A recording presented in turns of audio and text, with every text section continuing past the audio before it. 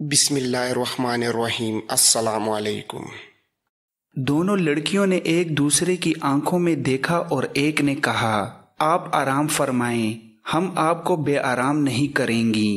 دوسری نے کہا، ہم ہر وقت ساتھ والے کمرے میں موجود رہتی ہیں، بلا لیا کریں، اور دونوں کمرے سے نکل گئیں۔ العاد نے کرا کر لمبی آہ بھری اور اپنے پاس کھڑی ادھیڑ عمر عورتوں سے کہا، یہ دونوں لڑکیاں میری تیمارداری کے لیے نہیں آئی تھیں، یہ دیکھنے آئی تھیں کہ میں کب مر رہا ہوں۔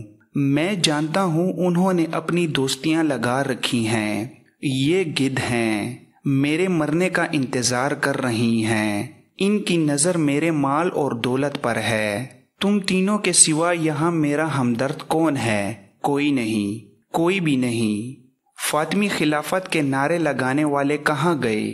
اس نے دل پر ہاتھ رکھ لیا اور کروٹ بدل لی۔ وہ تکلیف میں تھا۔ اتنے میں قاصد کمرے میں آیا اور کہا، امیر مصر نے آنے سے انکار کر دیا ہے۔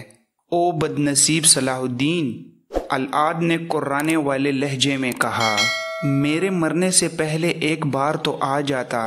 صدمے نے اس کی تکلیف میں اضافہ کر دیا۔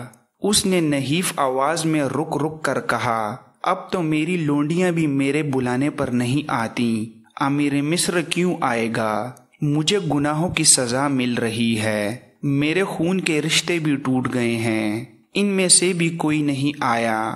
وہ میرے جنازے پر آئیں گے اور محل میں جو ہاتھ لگا اٹھا کر چلے جائیں گے۔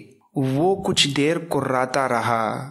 دونوں تیماردار عورتیں پریشانی کے عالم میں اس کی باتیں سنتی رہیں۔ ان کے پاس تسلی اور حوصلہ افزائی کے لیے بھی جیسے کوئی الفاظ نہیں رہے تھے۔ ان کے چہروں پر خوف سا طاری تھا، جیسے وہ اللہ کے اس قہر سے ڈر رہی تھیں جو بادشاہ کو گدا اور امیر کو فقیر بنا دیتا ہے۔ دونوں نے چونک کر دروازے کی طرف دیکھا۔ ایک سفید ریش بزرگ کھڑا تھا۔ وہ ذرا رک کر اندر آیا اور العاد کی نفس پر ہاتھ رکھ کر کہا، السلام علیکم، میں امیر مصر کا طبیب خاص ہوں، انہوں نے مجھے آپ کے علاج کے لیے بھیجا ہے۔ العاد نے کہا، کیا امیر مصر میں اتنی سی بھی مروت نہیں رہی کہ آ کے مجھے دیکھ جاتا؟ میرے بلانے پر بھی نہ آیا۔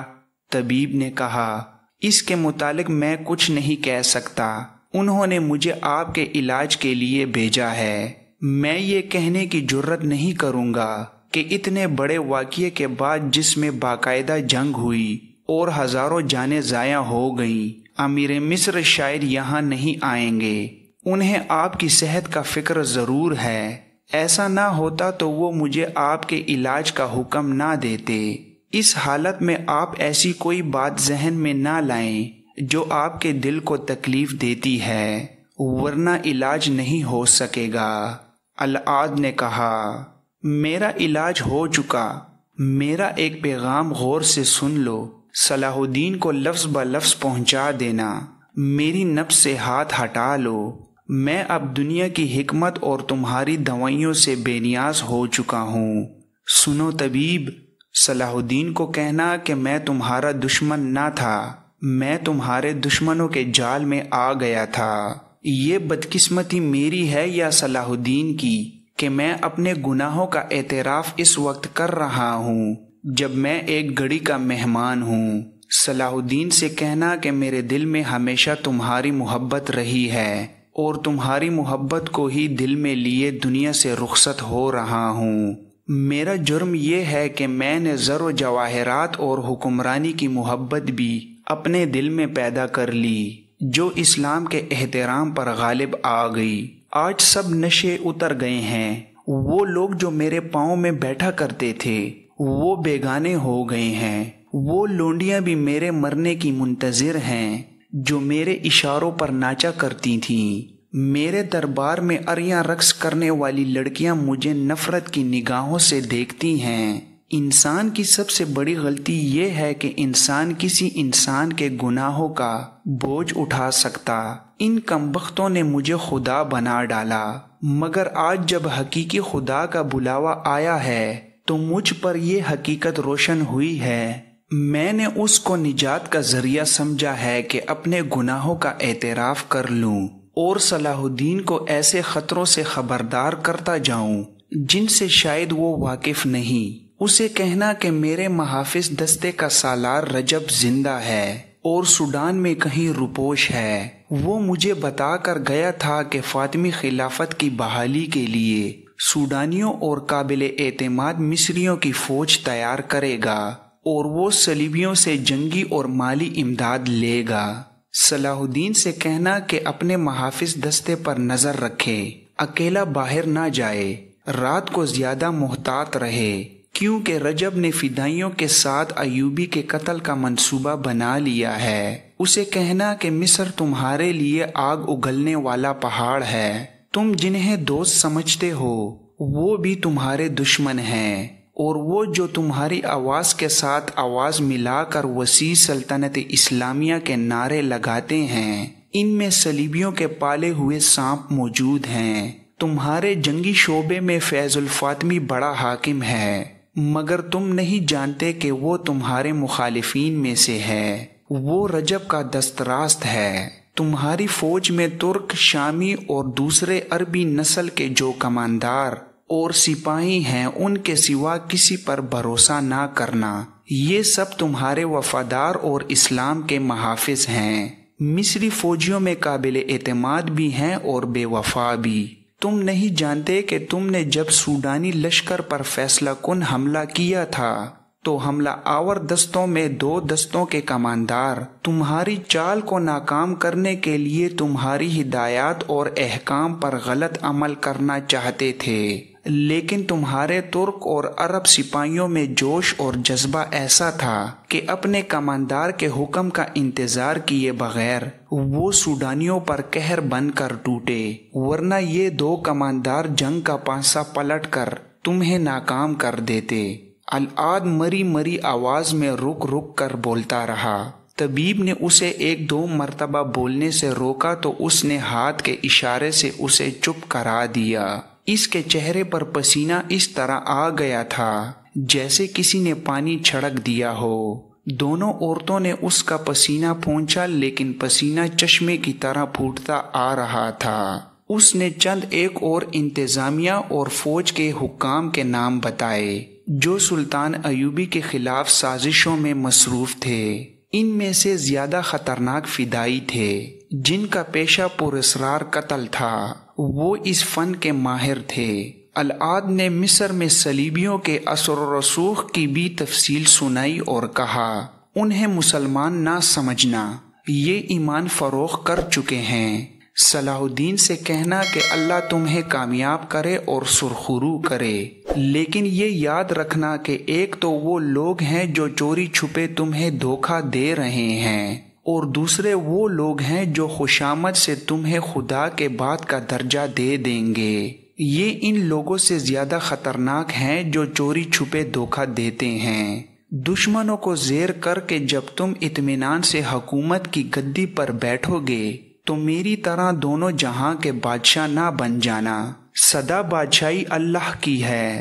اسی مصر میں فرعونوں کے کھنڈر دیکھ لو، میرا انجام دیکھ لو، اپنے آپ کو اس انجام سے بچانا۔ اس کی زبان لڑکھڑانے لگی، اس کے چہرے پر جہاں کا قرب کا تاثر تھا وہاں سکون سا بھی نظر آنے لگا۔ اس نے بولنے کی کوشش کی مگر حلق سے خراٹے سے نکلے۔ اس کا سر ایک طرف لڑک گیا اور وہ ہمیشہ کے لیے خاموش ہو گیا۔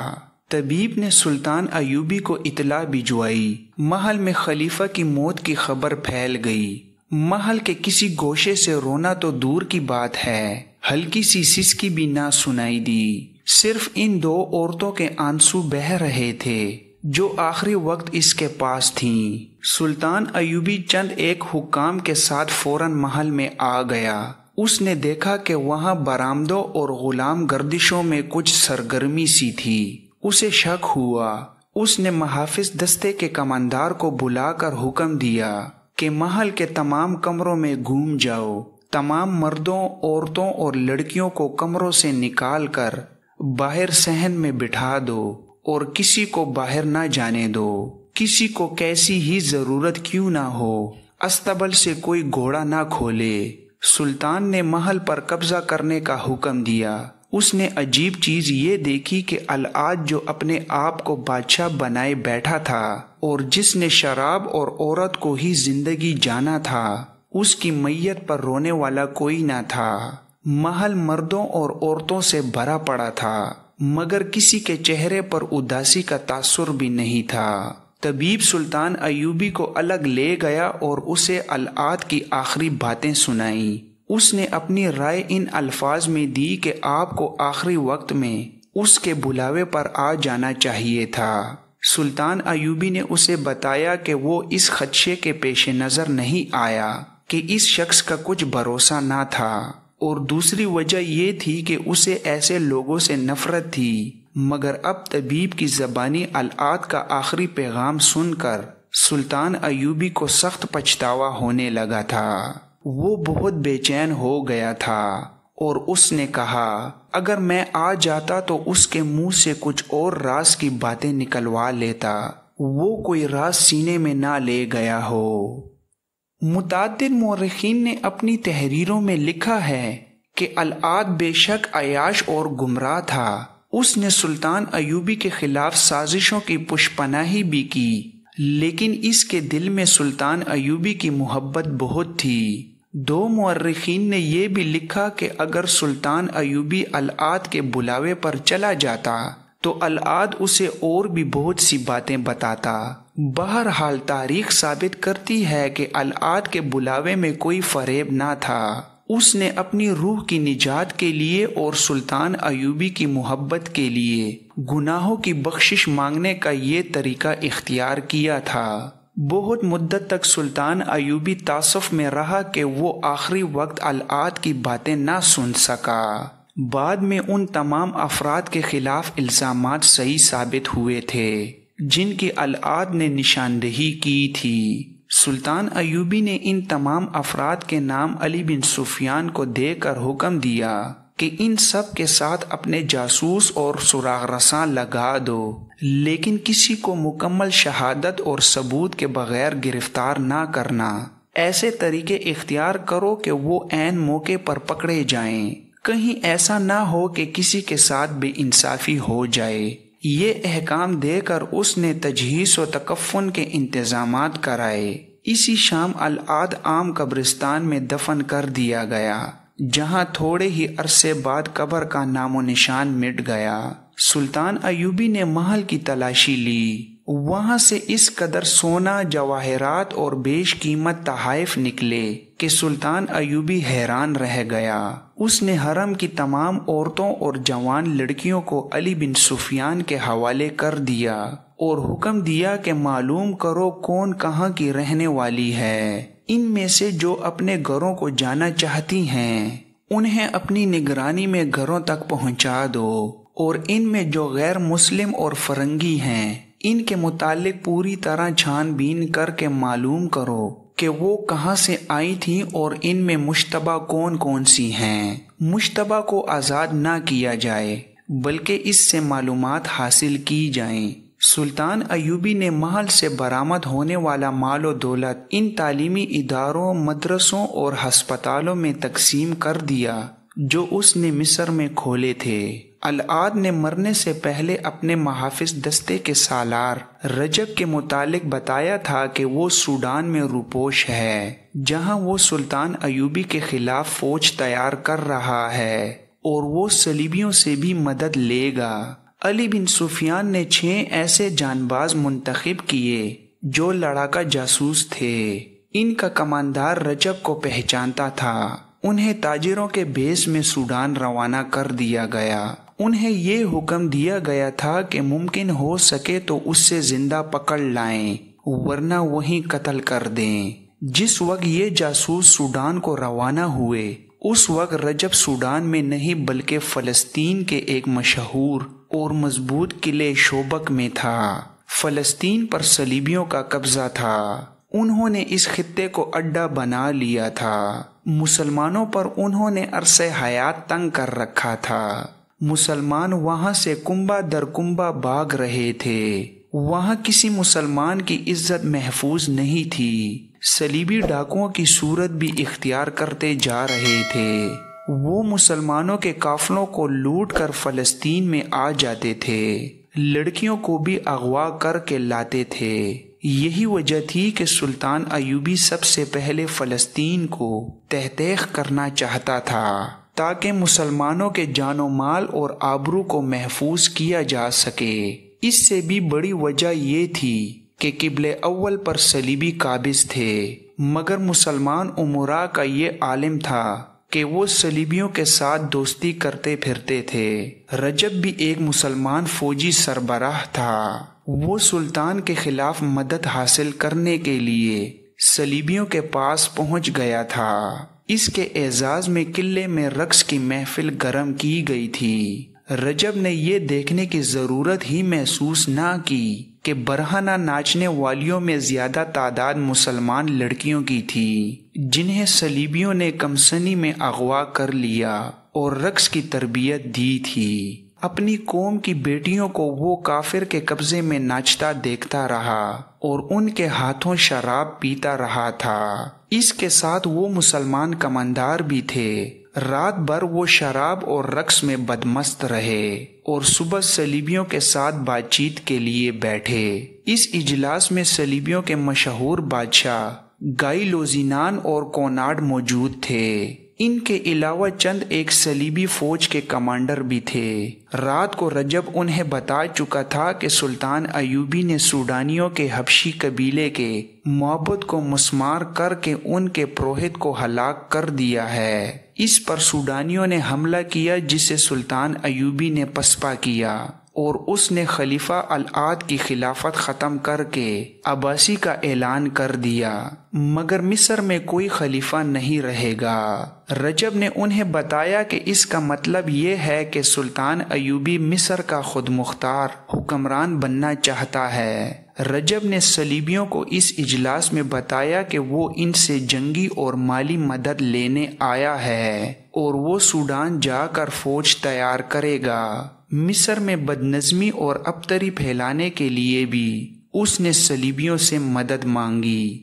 کوناڈ نے کہا، فوری طور پر دو پہلو سامنے آتے ہیں جن پر ہمیں توجہ مرکوز کرنی چاہیے۔ جس حبشی قبیلے کے مذہب میں صلاح الدین ایوبی نے ظالمانہ دخل اندازی کی ہے، اسے انتقام کے لیے بھڑکایا جائے۔ اس کے ساتھ سارے سوڈان میں جتنے بھی عقیدے اور مذہب ہیں، ان کے پیروکاروں کو صلاح الدین کے خلاف یہ کہہ کر مسلح کیا جائے کہ یہ مسلمان بادشاہ لوگوں کی عبادت گاہیں اور ان کے دیوتاؤں کے بت توڑتا پھر رہا ہے۔ بیشتر اس سے پہلے کہ وہ کسی اور عقیدے پر حملہ آور ہو، اسے مصر میں ہی ختم کر دیا جائے۔ اس طرح لوگوں کے مذہبی جذبات مشتعل کر کے انہیں مصر پر حملے کے لیے آسانی سے تیار کیا جا سکتا ہے۔